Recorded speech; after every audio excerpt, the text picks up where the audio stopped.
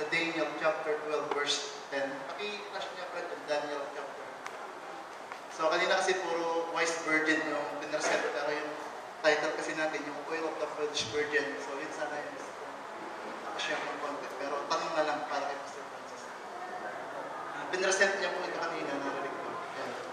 Sabi niya, many shall be purified and made white and bright, but the wicked shall be wickedly. So sabi niya po kanina, tama po. Yung word na wicked, siya yung foolish virgin. So sino yung many shall be purified and made white and bright? Ay, sa doon ako na nawala na po na.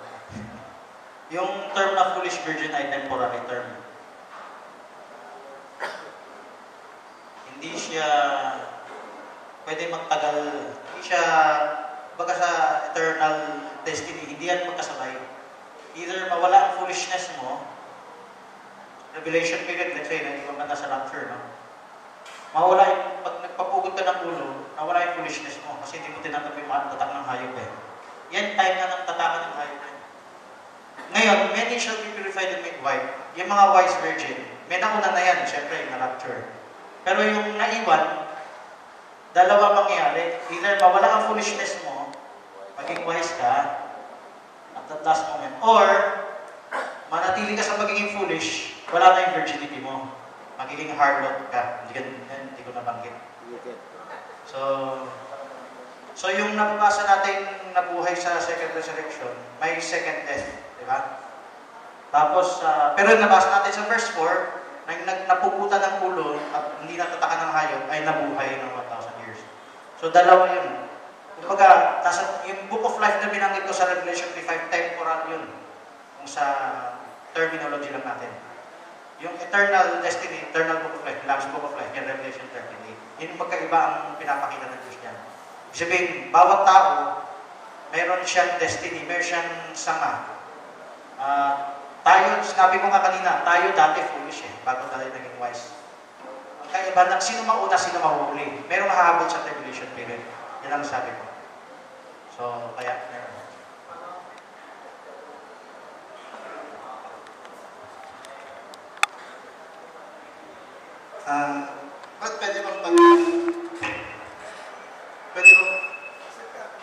Pwede bang pagkatapos ng tanong ko na ito, pag hindi pa rin yung nasagot, pwede bang mag-dictate ng nagbabago ba yung pagkatawag ng Diyos sa virgin at foolish virgin? Hindi nagbabago ang pagkatawag ng Diyos. Pinapakita lang yan, may nauna, may nahuhuli. Nakita na ng Diyos kung sino maliligtas, sino yung hindi. Nakatalaga na yan. Meron akong gusto sabihin. Marami na Kristiyano sa labas, maliligtas sila sa tribulation period. Pero marami sa kanila magbabackslide na yan. Pag sinabing nagkagulo na itong mundo, hindi nila ibibigay yung buhay nila tulad ng nakasulat sa Bible. So, kaya nga sabi ko, may mawawala ang virginity. Nabasa naman natin sa Bible kanina, di ba? Na corrupt yung chaste virgin. So, yan lang. Ngayon, sa mata ng Diyos, hindi yung Diyos ang nagkaroon ng dalawang isip. Yung pananalita sa Bible, another topic to, no? Yung term ko dito, yung temporal book of life o yung eternal book of life. Ito yung pakita lang ng Diyos. Yung Diyos, pwede mangusap sa, para siya nasa real time. Kung ikaw ay gagawa ng ito, di ba, pagpapalain kita. It doesn't mean ang Diyos, ika-level natin. Bumaba lang siya ng level para maintindihan natin yung lengwahe niya. Mga term sa Bible, nagsisi ang Diyos. Ganun na rin, hindi ko buburahin ang pangalan ko sa aklat ng buhay kung managumpay ka. So, meron din sinabi propeta, si Judas, ganun din eh.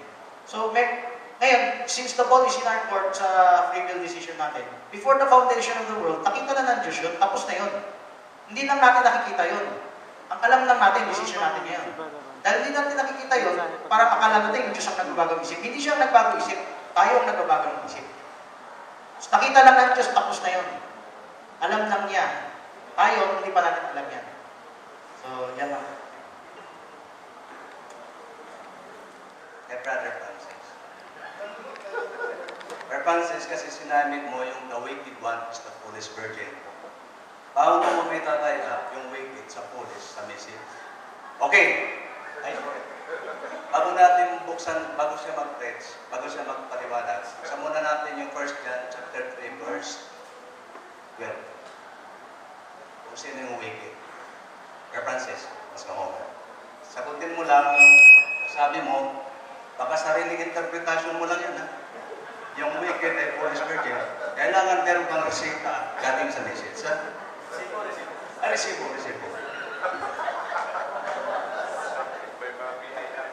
Yung pinote ko kanina, of course, hindi natin na-absolute yung quote. Sa kanina, yung pinote ko kanina, nasa second resurrection siya. No? Yung may nakasunod pa nga, reject. Ngayon dito tayo sa Bible. 1 John 3:12, wicked one. Si Cain, isa siya sa halimbawa na nag-reject ng word. Ngayon, meron sa atin, nung nagre-reject tayo ng word, hindi ba tayo wicked noon? Yun hindi nakasulat sa Bible. Kanina, yung binasa natin, Daniel 12. The wicked shall do wickedly. None of the wicked shall understand. The moment na habang, let's say tayo, na hindi pa tayo bukas, Nicolaitan pa tayo, no? Hindi pa tayo period wicked tayo, kahit na gumagawa tayo ng mabuting gawa sa laman. Wicked tayo pagdating sa Word of God, none of the wicked shall understand.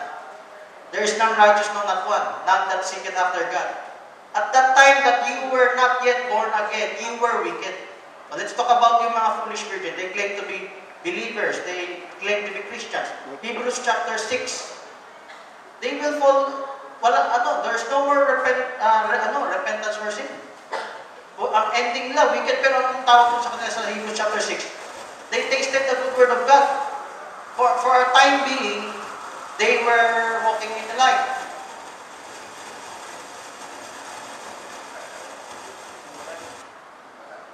Okay. So, Daniel 12, no? Yung sabi ko na wala ang virginity. Hindi ba wicked yun?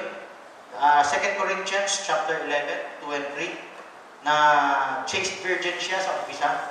That means to say, she did not repent from her foolishness. She did not open up. Okay? So, just the same.